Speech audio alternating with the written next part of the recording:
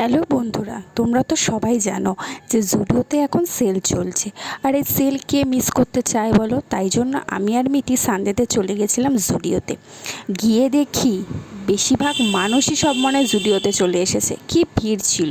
যাই হোক, তারপরে আমরা কুর্তি দেখছিলাম, আরও যা যা কালেকশান ছিল সব দেখছিলাম। দেখি একটারও ঠিকঠাক সাইজ পাচ্ছি না। মোটামুটি সবাই সবার পছন্দ মতো সাইজ নিয়ে চলে গেছে। তো যাই হোক, কী আর করা যাবে, যা পেয়েছি সেটাই নিয়েছি। আর জুতোগুলো এত সুন্দর সুন্দর ছিল, মনে হচ্ছিলো সব কটা জুতোই নিয়ে নিই। আর ওদের যা দাম, তার হাফ দামে সব জামা কাপড় জুতো সব বিক্রি হচ্ছে।